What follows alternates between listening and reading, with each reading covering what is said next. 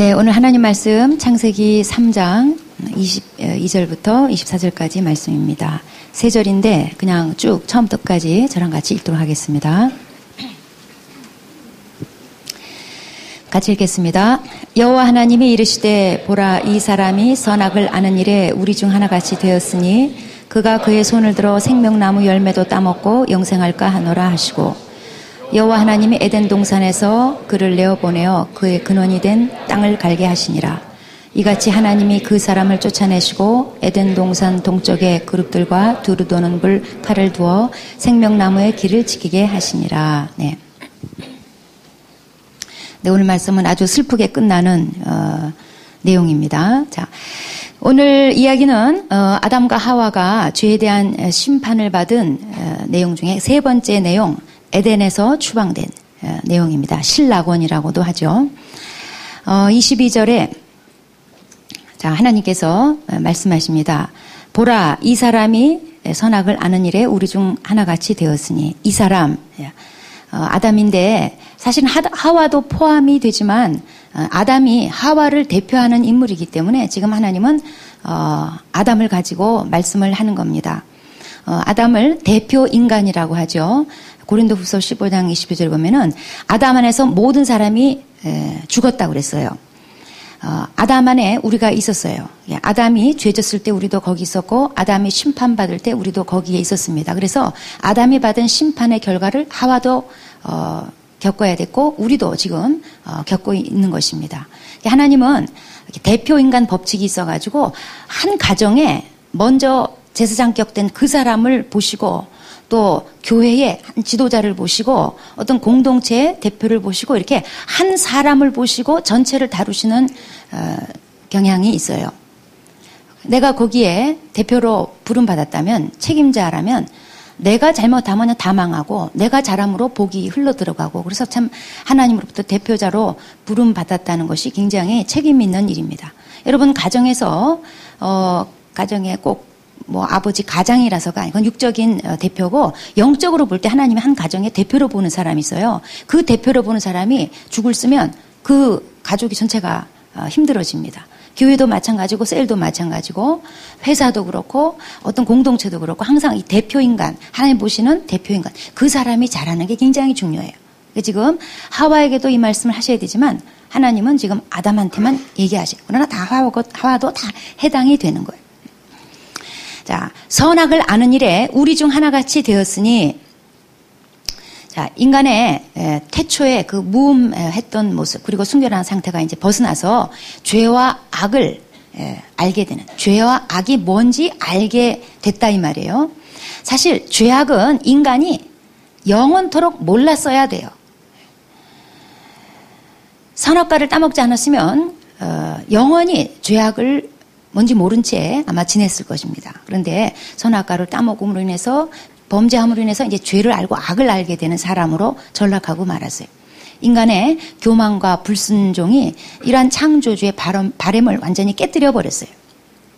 하나님이 우리 중에 하나같이 되었으니 이 삼위일체 하나님을 말씀하십니다.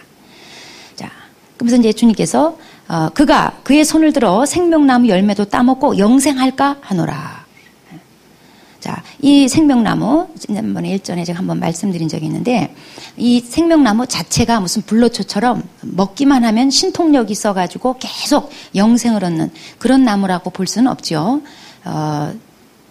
하나님 자신이 우리에게 영생하는 생명을 주시는 거지, 어떤 나무가, 열매가 영생하는 생명을 그런 거는 없습니다. 단지, 이 에덴 동산에서 순종하고 거하면 이 생명나무를 계속 먹게 될 거예요. 그럼으로써 영생을 누리게 되는 그 원리로 봐야지 돼요. 마치 선악과도 선악과 그 자체가 무슨 독이 있어가지고 그거 따먹으면 죽는다. 그게 아니죠. 선악과를 따먹는 그 불순종 행위 자체가 하나님으로부터 끊어놓기 때문에 죽게 된다. 그렇기 때문에 선악과를 따먹으면 안 된다. 그런 원리와 같습니다. 자, 23절 보면 여호와 하나님이 에덴 동산에서 그를 내보내어 그의 근원이 된 땅을 갈게 하시니라. 자, 그의 근원이 된 땅을 갈게 하시니라. 인간은 흙이죠. 하나님께 순종하고 하나님하고 교제할 때는 하나님이 주렁주렁 매달아 놓은 실과들을 그냥 가만히 앉아서 그냥 손만 벌리면 널렸어요. 그거 따먹고 살았어요. 그런데 이제 범죄 이후에 받은 형벌이 땅을 갈아야 먹고 살 수 있는 그런 존재가 되고 말았습니다. 24절에 이같이 하나님이 그 사람을 쫓아내시고 에덴 동산 동쪽에 그룹들과 두루 도는 불칼을 두어 생명나무의 길을 지키게 하시니라. 이제 하나님이 아담을 쫓아내셨습니다. 순종해야 하나님과 에덴에서 살 수 있는데 아담이 순종하기를 거부했기 때문에 추방당하는 것은 당연한 결과예요. 그냥 이 문자만 딱 띄어서 하나님은 왜 인간을 창조했다 쫓아냈다가 도대체가 나는 헷갈린다 왜 그러신지 모르겠다 그렇게 생각하시면 안 돼요. 인간이 순종하기를 그냥 거절한 거예요. 그래서 쫓아내는 건 그냥 당연히 자기가 받아들여야 될 결과인 거예요. 자, 에덴 동산 동쪽에 그룹들과 두루 도는 불칼을 두어서 생명나무 길을 지키게 하시니라. 쫓아내고 더 이상 출입할 수 없도록 하나님께서 지키신 수단 3가지가 나와요. 생명나무를 더 이상 따먹지 못하도록 접근 금지, 접근을 막는 3가지가 있습니다. 우선 첫 번째 그룹들. 이 그룹은 뭐냐면 하나님의 거룩을 수호하기 위해서 1년에 그 천사 군을 말하는데 하나님께 피조된 영적인 존재예요. 이 구약에는 이 그룹들에 대해서 자주 언급이 돼. 한 90분 이상 나온다 그래요. 이 그룹들을 둬가지고 더 이상 사람이 하나님의 땅으로 그리고 생명나무가 있는 곳으로 접근하는 것을 금지시켜 놨어요. 이렇게 해서 인간은 더 이상 접근 금지, 하나님 접근 금지, 그리고 생명나무 접근 금지, 이제 이 명을 받고 영원히 추방당했습니다. 자, 여기까지 읽으면 굉장히 슬픈 영화 엔딩을 보는 것 같은 내용이에요. 그런데 하나님은 여기서 끝내지 않으셨죠. 자, 하나님의 공의와 사랑 때문에 하나님의 공의대로 인간이 죄 지은 것에 대해서는 철저히 형벌을 주셨어요. 하나님의 사랑이 그러나 가만히 있질 않았어요. 하나님의 사랑이 생명나무에 이르는 새로운 살 길을 준비하셨어요. 그래서 나타난 것이 나중에 구약 이스라엘 백성이 성막을 통해서 거기서 희생제사를 드리게 하셨고 이 성막의 희생제사는 장차 오실 예수님의 희생제사를 예표하는 거였어요. 그래서 예수님의 희생제사를 통해서 사람이 다시 생명나무에 이르도록 그렇게 길을 열어주셨어요. 성경의 맨 끝장이 요한계시록 22장입니다. 요한계시록 22장에 보면은 이 생명나무가 다시 등장을 해요. 자, 천국에는 이제 새하늘과 새 땅, 천국의 이제 완성본이 새하늘과 새 땅이 내려오는 거예요. 새하늘과 새 땅이 내려오면서 하나님 보호자로부터 생명수가 나오면서 그게 강을 이뤄요. 강을 이루면서 길 좌우에 강이 흐르고 그 강 좌우에 생명나무들이 서 있고 거기에 열매가 달려 있다고 요한계시록 22장에 소개되어 있어요. 그리고 요한계시록 22장 이제 3절 4절 가면은 이제 저주가 다시는 없고 하나님과 교제를 하되 이제 얼굴을 보면서 하나님과 교제하는 그런 관계가 회복이 되는 약속이 있어요. 그러니까 저주와 죽음이 다시는 없고 그리고 하나님과 교제하되 영원히 할 수 있는 것. 그것이 천국 새하늘과 새 땅의 모습이에요. 근데 이 생명나무에 이르는 길, 이건 하나님께서 이제 창세기 3장에서 인간의 범죄 때문에 닫으셨는데 또 죄인을 위해서 주님께서 다시 또 열어주셨어요. 그러니까 이건 뭐냐면 심판과 구원은 하나님께 속했다는 거예요. 오직 하나님 한 분만이 주권을 가지고 행하신다는 거예요. 닫으시는 분도 하나님이시고 여시는 분도 하나님이세요. 인간 스스로는 절대로 이 길을 뚫고 들어갈 수 없어요. 인간 스스로는 절대로 구원에 이르는 길에 도달할 수가 없어요. 하나님이 막으셨기 때문에. 열어주시는 건 하나님이 하셔야지 돼요. 자, 24절에 보면은 하나님이 에덴 동산 동쪽에 다시 접근 못하게 막으신 게 있어요. 그런데 하나님이 에덴 동산 동쪽으로 이제 쫓아내신 거예요. 그리고 동쪽을 막으셨어요. 그런데 하나님께서 이 동쪽 문을 다시 여셨어요. 그게 이스라엘 백성에게 주신 성막이라는 제사 드리는 집이었어요. 성막의 출입구는 동쪽으로 나 있어요. 모르셨죠? 네. 자, 이 성막이 어떤 집이냐? 하나님이 임재하는 집이었어요. 광야에 이스라엘 백성이 광야 생활하면서 제사 드리는 용도로 이동식 천막 텐트로 만든 집이었는데 나중에 이제 이게 성전으로 발전하죠. 근데 이 성막 안에 지성소라고 하는 아무나 들어갈 수 없는 오직 대제사장이 1년에 딱 한 번만 피 가지고 들어갈 수 있는 제일 안쪽 내부에 조그만 방이 하나 있어요. 여기 아무나 들어갔다간 그냥 죽음이에요. 자, 근데 이 지성소에 아무나 들어올 수 없도록 지금 창세기 3장 말씀에 나타난 에덴 동쪽 출입을 금지하는 3가지 요소가 거기에 다 있어요. 지성소 앞에도 있어요. 우선 첫 번째 그룹들이 있습니다. 지성소에 들어가려면 커튼이 하나 있어요. 그 커튼, 그 휘장은 그룹들을 수놔서 만든 휘장이에요. 그러니까 상징적으로 그룹이 딱 지키고 있다는 거예요. 에덴 동쪽을 지키고 있는 것처럼 그룹들이 이 지성소에 아무나 못 오게 하나님께서 오면 죽는다 하고 딱 지키고 있어요. 그리고 지성소 안으로 들어가면 거기에 이제 궤짝이 하나 있어요. 물론 금으로 만들어 궤짝이로 표현하긴 좀 그렇지만 궤가 하나 있어요. 그 위에 뚜껑 위쪽에 그룹들이 조각이 돼서 서로 이렇게 팔을 이렇게 날개를 서로 이렇게 마주하고 있는 그룹들 조각이 있어요.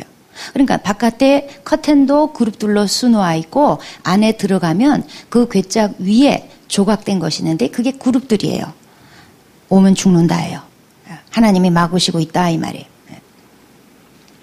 그 다음에 이 지성소로 들어갈 수 없도록 또한 하나님의 불이 지키고 있어요. 성소에는 지성소 들어가기 전에 방이 성소였어요. 이 성소에는 등불을 켰어요. 그리고 거긴 향단이 있어가지고 불로 그 향을 정기적으로 피웠어요. 그런데 레위기 10장에 보면은 초대 대제사장이 아론인데 그 두 아들이 제사장이었어요. 아들들이 제사장인데 그 중에 두 아들 나답과 아비후라는 이 정신 나간 두 아들이 있었어요. 근데 이 하나님 앞에 분향을 하는데 그만 다른 불로 분향을 했다는 거예요. 분향할 때 불은 제단에서 하나님이 내려주신 그 불로만 분향할 수 있었는데 그거 무시하고 그냥 멋대로 아무 불이나 갖고 와서 분향을 했어요. 그러니까 불이 여호와 앞에서 나와가지고 확 불이 나와서 이 두 사람을 불살라 죽여버려서 직사해버렸어요. 이거는 레위기 10장 3절을 보면은 하나님께서 그의 거룩을 지키시겠다는 표시였어요. 이 두 아들이 순종의 불이 아니라 지멋대로 자기네가 하고 싶은 아무 불이나 갖고 와서 그냥 되겠지 하고 향단에 향을 켰는데 그만 거기서 불이 확 나온 거예요. 그런데 이제 그 레위기 10장 저 뒤에 읽어보면은 이제 9절에 어떤 말이 암시가 되냐면은 이제 모세가 절대로 이제 술 먹으면 안 된다 제사장들 이제 선포하는데 아마 이 두 사람을 가리켜서 한 말 같아요. 이 사람들이 술 취해가지고 뭐 정말 술이 왼수예요, 왼수. 예. 근데 왜 이렇게 왼수를 사랑하는지 형제님 여러분, 예. 이게 술 때문에요. 그냥 메롱메롱 해가지고 그냥 아무 불이나 그냥 갖다가 붙인 거예요. 그래가지고 그냥 불이 나와서 즉사해버렸어요. 졸지 아론은 아들 둘을 잃어버렸어요. 이건 뭐냐면 여호와의 불이 있어가지고 함부로 들어가는 자, 하나님의 거룩함에 함부로 접근하는 자 죽는다 이거예요. 하나님은 소멸하는 불이라고 그랬어요. 이렇게 해서 지성소가 지켜졌어요. 그런가 하면 지성소 앞에 또 칼이 있었습니다. 지성소에. 자, 칼은 성경의 칼은 하나님의 말씀이에요. 하나님의 말씀이 검이라고 그랬어요. 말씀을 들으면 우리가 찔림을 받아요. 칼과 같이 찔림을 받아요. 말씀은 또 우리를 살리기도 하고 죽이기도 해요. 죄를 죽여요. 칼이에요. 언약궤 안에 3가지 물품이 들었는데 그 중에 하나가 10계명 적은 하나님 말씀을 적은 돌판이 들어있었어요. 그러니까 칼이 딱 지키고 있는 거예요. 그래서 사람이 함부로 그 지성소에 딱 가면은 그 10계명이 그 사람을 고발해요. 너 이랬지. 하나님의 그 말씀의 율법의 고발 앞에 살아남을 자 아무도 없어요. 율법 앞에 흠없이 버틸 수 있는 사람 아무도 없어요. 그 고발 앞에 누구나 다 죽어요. 자, 그런데 이 지성소에서 살아남는 길이 딱 하나가 있었어요. 그거는 대제사장이 짐승의 피를 가지고 1년에 1회 그 안으로 들어와서 그 위에다 그 피를 뿌림으로써 하나님을 만나고 그리고 살아남아요. 그러니까 하나님이 조건부로 이스라엘 백성한테 하나님을 만날 수 있는, 이전에 에덴의 동쪽을 막으셨던 것을 이제는 성막의 동쪽 문을 여셔서 이제는 짐승의 피를 가지고 와서 하나님을 만나고 교제할 수 있는 길을 열어놓으신 거예요. 그런데 이 문 그리고 짐승의 피의 제사는 장차 오실 예수 그리스도의 십자가 피 제사를 예표하는 거예요. 궁극적으로는 예수님을 통해서 천국의 생명나무 길에 이르도록 우리에게 열어주신 거예요. 그래서 이걸 가리켜서 히브리서 10장 20절에 보면은 새로운 살 길이라고 그랬어요. 즉 예수님께서 자기 몸을 가지고 인류의 죄의 대속물로 드리셨어요. 이 제사는 단번에 완전하게 드린 제사였어요. 생명나무에 이르는 길이 막혔는데 예수님의 피 제사로 그걸 제하시고 새로운 길 그리고 살 길을 열어주신 거예요. 예수님이 십자가에 죽으실 때 성전의 터가 흔들렸어요. 가벼운 지진이 일어났어요. 터가 흔들리면서 지성소 앞에 딱 버티고 있던 가로막고 있던 아무나 들어올 수 없게 딱 가로막았던 휘장, 커튼 거기에 그룹들이 수놓아 있었다고 그랬죠. 그게 위에서 다리로 쫙 찢어졌어요. 그룹을 하나님께서 찢으신 거예요. 여기에 대해서 히브리서 10장 19절 20절 말씀 이렇게 말씀합니다. 그러므로 형제들아 우리가 예수의 피를 힘입어 성소에 들어갈 담력을 얻었나니 그 길은 우리를 위하여 휘장 가운데로 열어놓으신 새로운 살 길이요 휘장은 곧 그의 육체니라.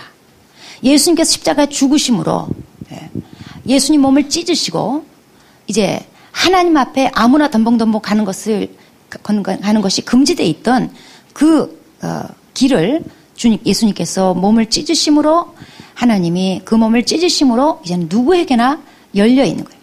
이 길이 새로운 길, 살 길이에요. 누구든지 예수 믿으면 생명나무로 올 수 있는 길이 열린 거예요. 생명나무 길이에요. 자, 아담과 하와의 죄의 결과는 크게 3가지입니다. 죄를 지은 결과 그 대가로 하나는 평생 삶의 고통을 겪어야 돼요. 2번째로 육체의 죽음을 봐야 돼요. 그리고 3번째가 오늘 읽은 말씀 하나님과 교제의 단절이에요. 근데 아마 대부분의 사람들은 죄의 무서움을 깨닫는 데는 첫 번째 거 삶의 고통 이게 최고로 피부에 와 닿을 거예요.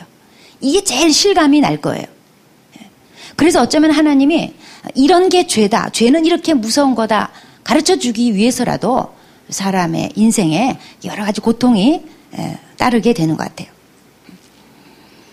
그 다음에 죄의 무서움을 아는 데 있어서 그 다음으로 깨닫게 되는 게 아마 육체의 죽음일 거예요. 근데 사람들이 삶의 고통보다 육체의 죽음을 덜 무서워하는 이유는 그냥 언젠가 일어날 일이기 때문에 지금 당장 오늘 일이 아니잖아요. 언젠가 일어날 일이기 때문에 별로 매일매일 실감하고 살진 않는 것 같아요. 두려워하지 않는 것 같아요. 그 다음에 뭐 죽고 난 다음에 일어난 일쯤이야 뭐 어쩌랴 내가 알 게 뭐냐 이러고 그냥 잊어버리고 사는 것 같아요. 그 다음에 하나님이 죄의 형벌로 3가지 주신 것 중에 사람들이 제일 실감하지 않는 거 그리고 별로 아쉬워하지 않는 거 이게 3번째 하나님과 교제의 단절 이건 것 같아요. 특히 안 믿는 사람은 원래 하나님으로부터 쫓겨난 삶을 살아왔기 때문에 하나님과 교제의 단절의 고통이 뭔지 몰라요. 그리고 예수 믿는 사람도 뭐 그다지 중요시 여기지 않는 것 같아요. 중요한 건 뭐냐? 당장 먹고 사는 문제가 중요하고 건강 문제가 더 중요하지. 하나님 관계, 됐어. 그건 천국 가서 잘하면 돼. 만약에 어떤 사람이 요즘 나와 하나님 관계가 그냥 엉망이다. 그냥 꽝이다. 문제가 생겼다. 옛날 같지 않다. 너무 멀게만 느껴진다. 막 이러면 이런 게 너무 괴로워가지고 모든 게 다 싫고 막 식음이 전폐가 되고 이 정도로 느끼면요. 이건 다윗 수준이에요. 다윗이 막 이런 너무 괴로워가지고 나를 주 앞에서 쫓아내지 마시고 구원의 즐거움을 회복시켜 주시고 그러면서 너무 고통스러워하지 막 뼈가 꺾이는 것 같다고 시편 51편에 썼단 말이에요. 그리고 다윗한테 당신 첫 번째 소원이 뭐유? 라고 누가 물어봤는지 다윗이 또 이런 시를 줬어요. 주님께 청했던 한 가지 소원이 있는데 나로 평생에 주의 전에 거하면서 주의 아름다움을 앙망하게 하는 거. 그게 그냥 내 제일 큰 소원입니다. 이런 고백을 했어요. 나는 뭐예요? 나의 제일 큰 소원, 제일 큰 소원 주님께서 물어보시고 내가 딱 들어준다. 지금 제일 큰 소원 말해봐라. 그럼 대부분의 사람들 뻔해요. 겉으로 말은 안 하지. 돈이나 빵빵 주세요. 지금 많은 사람이 고개를 끄덕이고 있어요. 내 통장의 잔고에다 공을 3개를 붙여주세요. 응?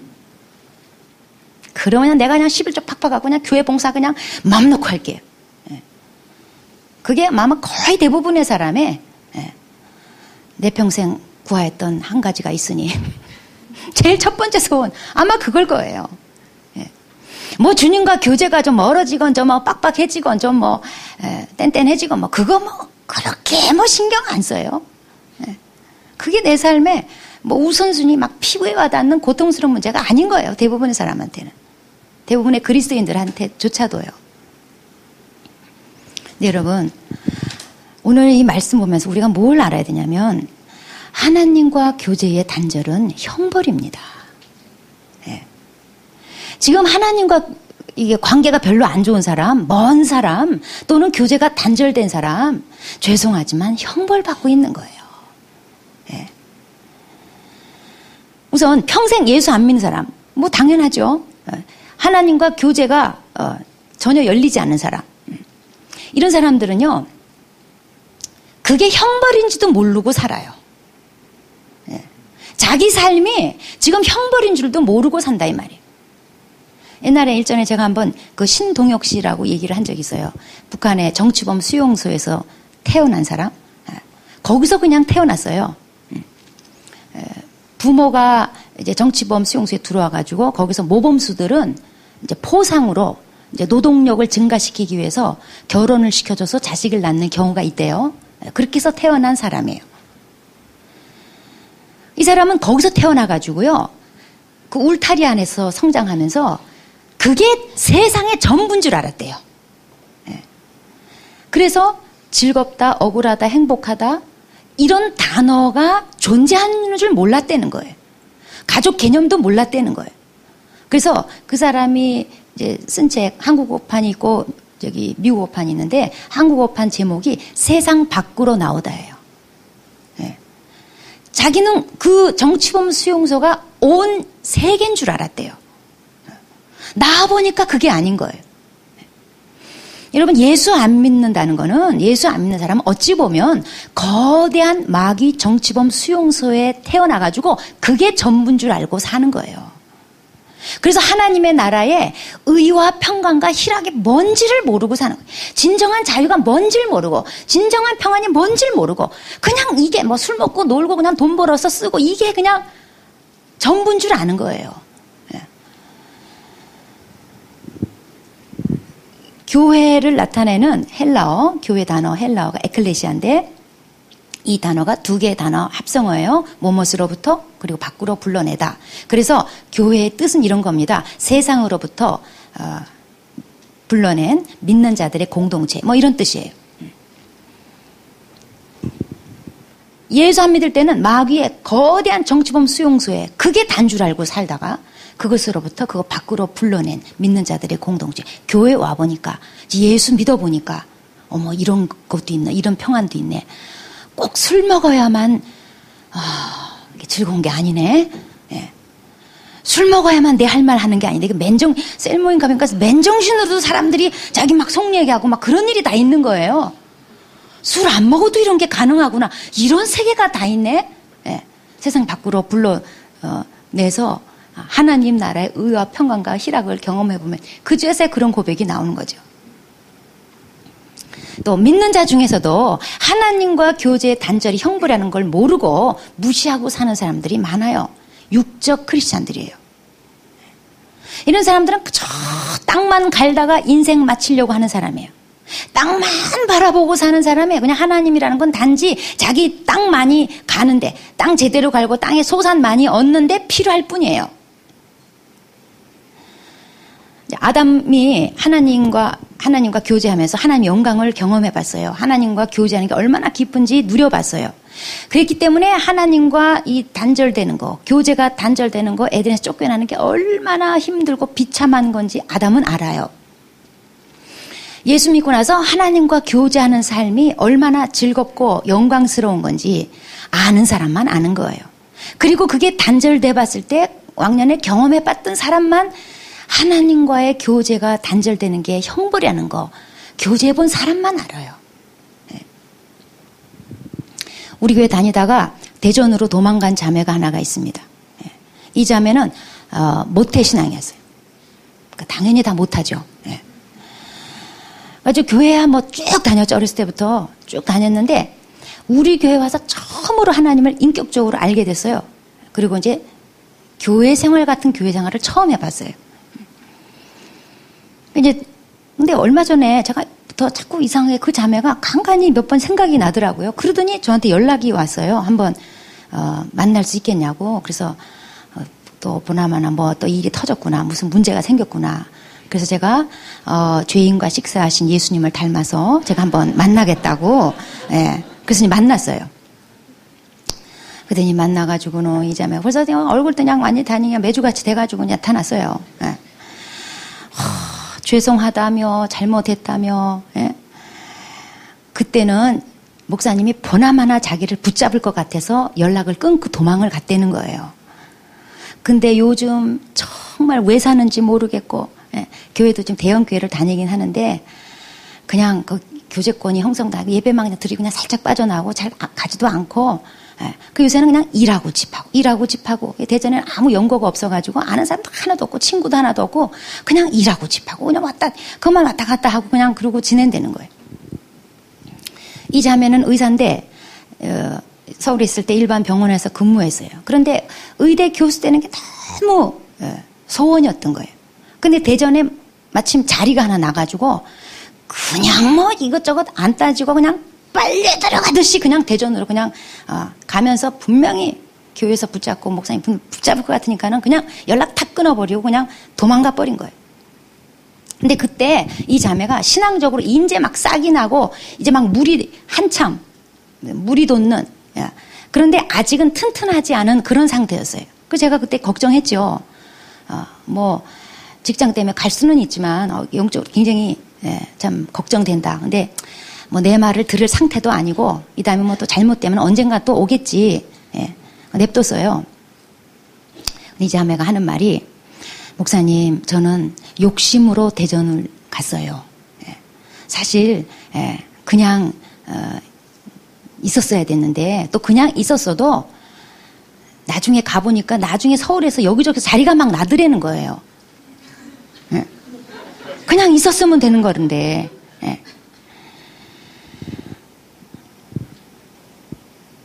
그 이제 저는 이제 어떻게 해요? 저는 요새 좀 사는 게 사는 것 같지 않고 왜 사는지 모르겠고 저는 자기는 이제 그 학생들을 기르고 이러면은 굉장히 보람이 있을 줄 알았대요.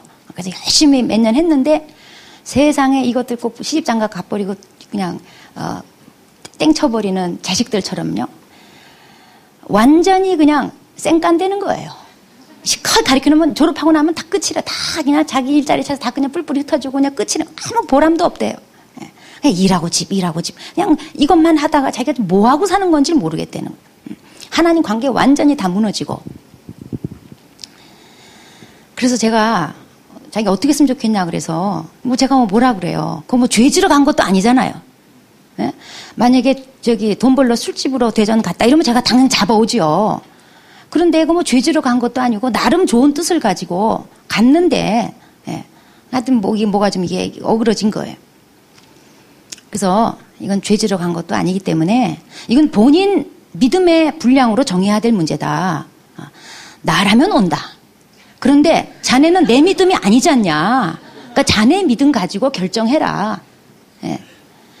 왜냐면 지금요, 와라 이러면요, 뭐 어떻게 다 좋게 생기니까 오긴 오겠죠. 근데 너무 이러고 궁시렁거리고 이러다 또 도망가요, 또. 예. 이 자매가, 네, 저 정말 당장 돌아가고 싶어요. 그런데 저는 여전히 너무 세상 욕심이 많아요. 안 되겠죠? 솔직하게 이실직고 하더라고요. 자기 지금 욕심으로 거기 있는 거 자기도 알아요. 근데 자기는 너무 세상이 좋대요. 너무 세상 욕심이 있어서 좀 아직은 좀 자기는 고생을 해봐야 된다는 거예요. 그래서 이제 뭐 언젠가 다죽게 생일 또 오겠죠. 네. 근데 같은 날, 제가 이게 며칠 전에 있던 일인데, 같은 날, 제가 이제 그러고 이제 교회 들어왔는데, 어느 형제가 저를 만나자고 그래서 만났어요. 이 형제가 일전에 제가, 직장을 구할 때, 정말 하나님 잘 섬길 수 있는지 그 기준을 따라서 구해야 된다. 그 예를 들면서 그 형제 얘기를 한 적이 있어요. 그 형제가 힘받았어요.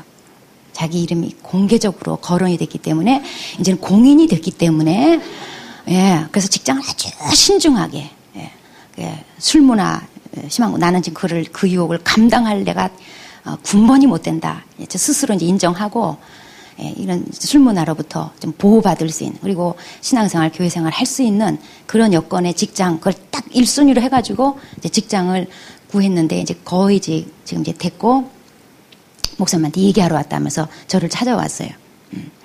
아주 굉장히 이렇게 자기를 굉장히 이렇게 자랑스러워 하면서 어깨를 쫙 펴고 얼굴이 환해가지고 찾아왔어요.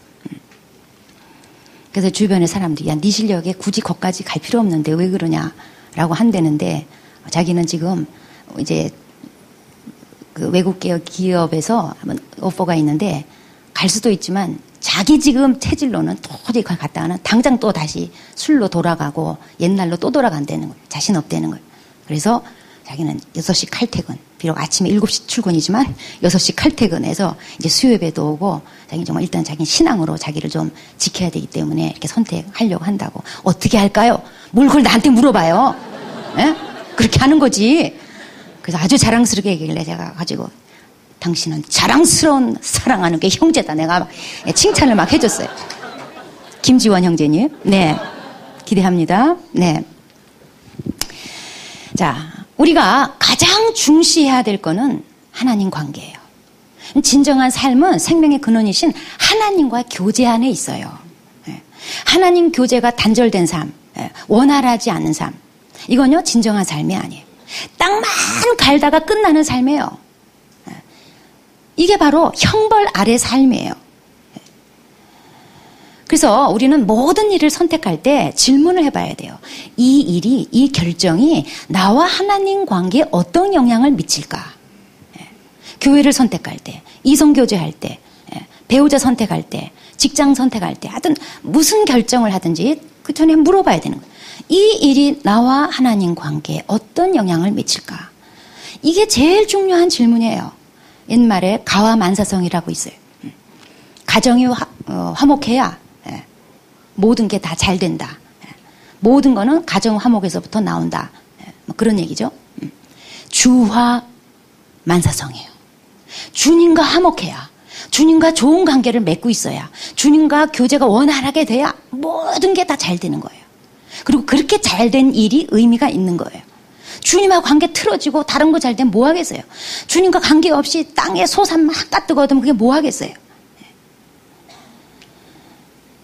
그리고 하나님과의 좋은 관계, 교제 단절을 피하려면은 하나님과 죄는 그 죄는 하나님과 나 사이를 단절시키기 때문에 어떻게든지 죄를 우리는 피해야지 돼요. 죄는 우리를 에덴에 쫓아내요. 생명으로부터 쫓아내요. 그리고 좋은 관계를 위해서, 하나님과 나와의 좋은 관계를 위해서 늘 노력해야 돼요. 우리가 어떤 사람하고 나도 좋은 관계를 맺으려면 투자해야 돼요. 노력 없이 좋은 관계는 주어지지 않아요. 어떤 사람을 알게 된 것, 그건 우연히 알 수 있지만 좋은 관계가 유지되는 건 계속 노력해야만 유지가 되는 거예요. 하나님과 나 사이도 내가 좋은 관계를 위해서 계속 노력하고 투자하지 않으면 하나님 관계는 그냥 자동적으로 그냥 멀어지고 소멸되는, 그게 하나님과 우리와의 관계. 왜냐하면 우리는 육적인 존재이기 때문에. 그래서 하나님과 좋은 관계가 내 인생의 제일 첫 번째 중요한, 정말 내가 진정한 삶을 살려면 제일 첫 번째 요소이기 때문에 하나님 관계에 투자하세요. 하나님을 자꾸 찾으세요. 하나님 앞에 자꾸 나오세요. 그래서 말씀 받고 기도로 올려드리고, 말씀 받고 기도로 올려드리고, 하나님 관계에 계속 노력하셔서 여러분 진정한 삶 사셔야 됩니다. 하나님 관계가 틀어진 거는 형벌입니다. 기도하시겠습니다.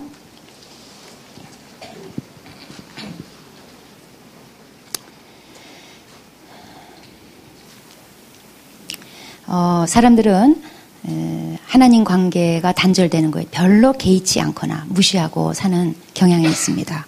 당장 그게 뭐 돈이 생기고 없어지고, 당장 뭐 내가 아프고 뭐 어떻게 돼, 그런 문제가 아니어서 그런지 하나님 관계에 대해서 무시하거나 2차, 3차로 밀어내는 경향이 있습니다. 이건 정말 뭘 몰라서 하는 생각입니다. 제일 중요한 거는 나랑 하나님과 관계가 올바르고 좋아야지 돼요. 거기에서 모든 게 나와요. 그리고 잘 돼야 다 의미가 있는 거예요. 그래서 하나님과 나와의 관계에 지금 틀어지게 만든 죄, 그리고 육적인 삶, 그리고 하나님 관계에 노력하지 않는 나의 불성실한 태도, 이런 것 있다면 하나님, 제가 자백합니다. 제가 하나님 관계를 깨뜨리는 일들을 했습니다.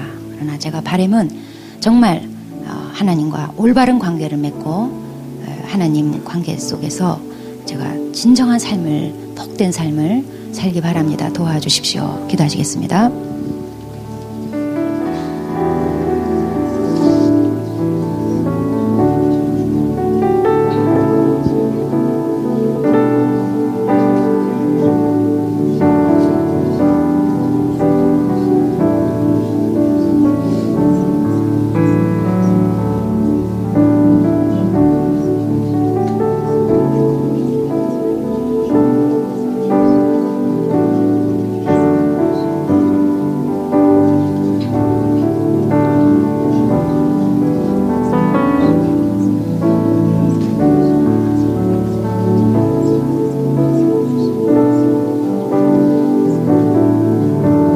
하나님 아버지, 우리 인생의 가장 중요한 관계가 하나님과 나와의 올바른 관계임을 볼 수 있는 눈을 열어주시옵소서. 이 관계가 막히거나 깨지거나 멀어졌을 때 우리가 민감하게 알아차릴 수 있도록 은혜 베풀어 주시고, 무엇보다도 이것의 빠른 회복을 위해서 우리가 돌이키고 노력하는 자가 되게 도와주시옵소서. 그리고 평상시에도 하나님과 항상 가깝고 친밀하고 투명하고 돈독한 관계 유지를 위해서 늘 하나님을 찾고 하나님 말씀에 순종하고 또 하나님을 따르는 그런 삶이 되도록 도와주시옵소서. 우리 매사의 모든 일의 선택 앞에서 이 일이 과연 나와 하나님 관계에 어떤 영향을 미칠지 늘 고민하며 사는 복된 자가 되게 하여 주시옵소서. 예수님의 이름으로 기도합니다. 아멘.